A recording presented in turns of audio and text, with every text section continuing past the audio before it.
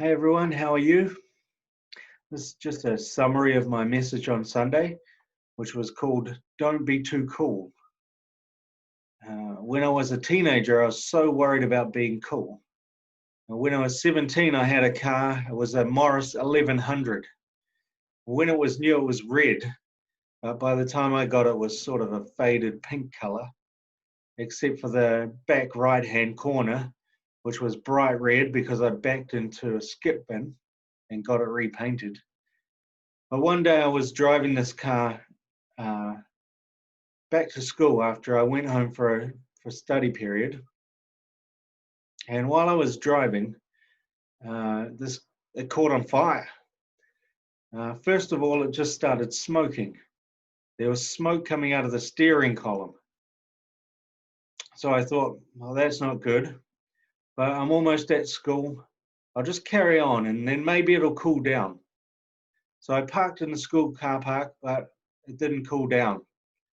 Flames actually started coming up through the steering wheel. So I ran into the common room, and because I didn't want anyone to know that my car was on fire, I said, "Does anyone have a drink bottle?" No one did, so I ran to my car with a glass of water. Now, I didn't actually put the fire out. That didn't actually put the fire out, so I ran and got another one. And when I came back, the flames were actually coming up out of the steering column and it was melting and dripping on the floor.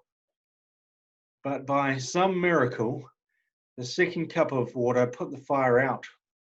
And the whole rest of the day, I sat in class imagining my car exploding in the car park.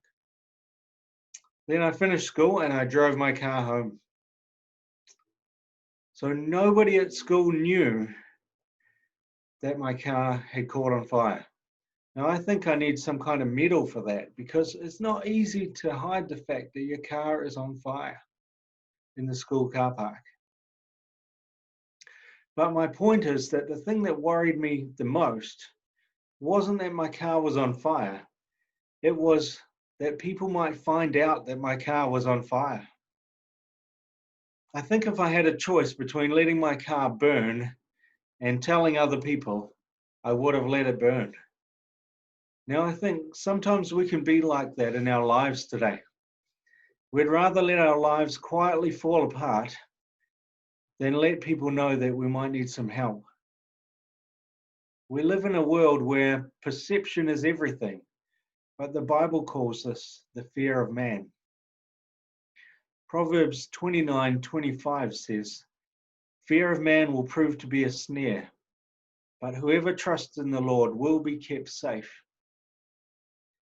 Worrying about whether others think we're cool is a trap, and it leads to superficial relationships with God and other people. It causes us to miss out on the fullness of what God has for us, and it keeps us in sin, which actually hurts us. In church, when we worry too much about what others think, we actually hold other people back. But when we step out, we can shift the atmosphere and God will move. In Matthew 14:22-26, and also in the books of Mark and John, there's a story of Peter walking on the water. Jesus' disciples were in a boat in the middle of the storm, and Jesus came to them walking on the water. Peter said, "If it's you, tell me to come." So Jesus said, "Come." And Peter went to him walking on the water until he took his eyes off Jesus and he started to sink, and Jesus rescued him. I love this story because I think our walk with God is just this story again and again and again. Jesus is always saying to us, "Come." And we always have the choice whether we're going to get out of the boat and follow him or not. Now, Jesus just said, "Come." They could have all come, but only Peter did. I think the rest were probably quite comfortable following the crowd on that one. I think in our own walks with God, we can become comfortable following the crowd, but God is asking us to step out. Worrying about looking cool means we miss out on the fullness of what God has for us. Some of my favorite parables are in Matthew 13:44-46. They say, "The kingdom of heaven is like treasure hidden in a field. When a man found it, he hid it again, and then in his joy went and sold all he had and bought the field." Again, the kingdom of heaven is like a merchant looking for fine pearls.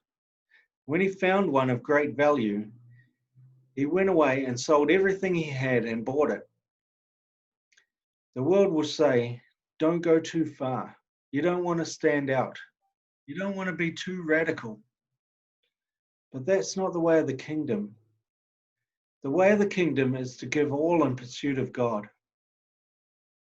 If you're saying, "I will chase God, but I won't go too far," then you're limiting how much you will know God. You'll know God as much as you want to know Him. If we go to Him with open hands, He will be what we need. But when we hold on to things that we think we can't live without, we limit what He can give us. But the limit isn't on how much He can give us, it's on how much we can receive. Also, by worrying too much about looking cool, we actually hurt ourselves. God wants to make us holy. He wants to make us perfect. And He will do that if we let Him.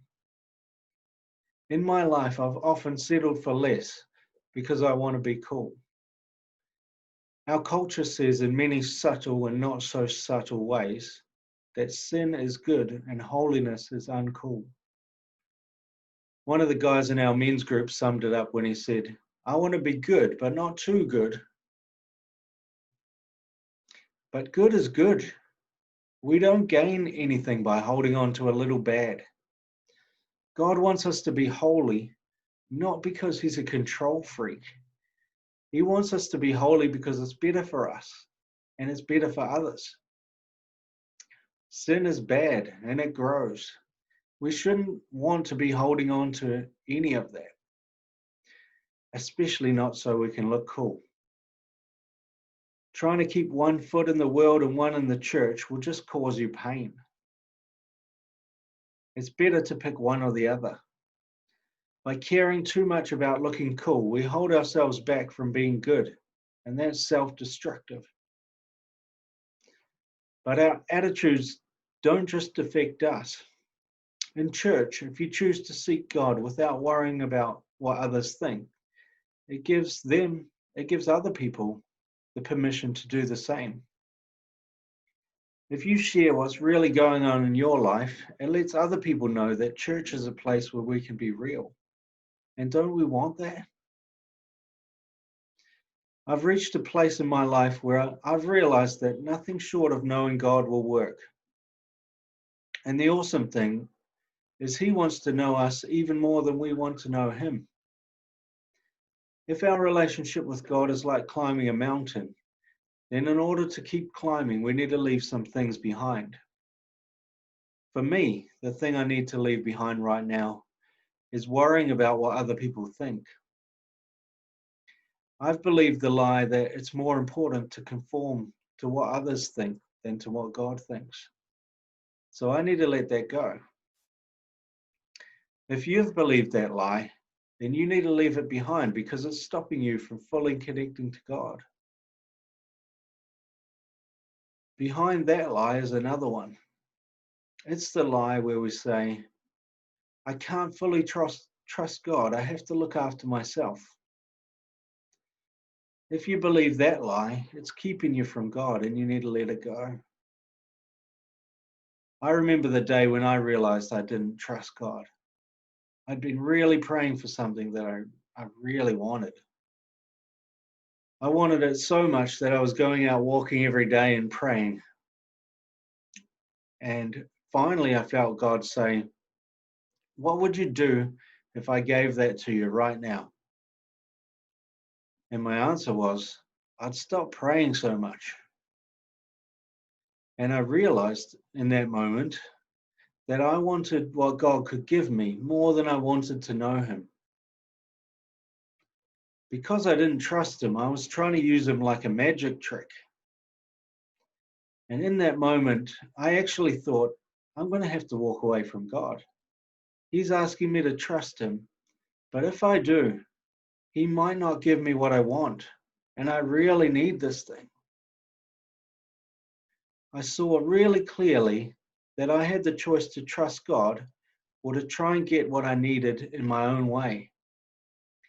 And if I did it in my own way, I knew it would lead me away from God. So I had to ask for forgiveness and turn. But what do you pray when you don't trust God? There was only one thing I could think of, so I prayed, God, you know I don't trust you, but I want to. Please help me. And since then, he has helped me, and he's shown me again and again different areas where I don't fully trust him. And he's invited me to let that fear go and to step into what he has for me. So if you realize that fear of what others think is holding you back, or you know that you don't fully trust God, but you want to, talk to him about it. Let that stuff go and don't ever pick it up again.